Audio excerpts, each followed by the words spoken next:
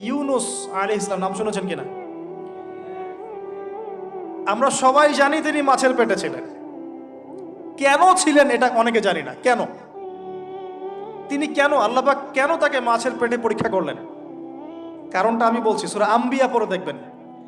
তিনি যখন দাওয়াত দিচ্ছিলেন কওমকে, কওমের অনেকেই দাওয়াতটা রিসিভ করছিল না। একটু রাগান্বিত হয়েছেন তিনি, সামান্য একটু রাগান্বিত। আমরা হয়ে যাই না এখন? আরে কতদিন থেকে দাওয়াত দিই, মানুষ কথাই শোনে না। এক ভাই বলছেন, বড় আলেম, কয়েকদিন আগে আমি দেখা করে আসছি, বলছেন যে আমি ভাই এই বাংলাদেশ সম্পর্কে হতাশ হয়ে গেছি, আর মনে হয় না এখানে কোনো কাজ হবে। তো ইউনুস আলাইহিস সালাম একটু রাগান্বিত হয়ে ব্যাকওয়ার্ডে এসেছেন, আল্লাহ রাব্বুল আলামিন ধরে ফেলেছেন। তোমাকে তো আমি এই দায়িত্ব দিয়েছি আমার তাওহীদ প্রচার করার জন্য, কবুল কে করলো করলো না দেখার দরকার নাই।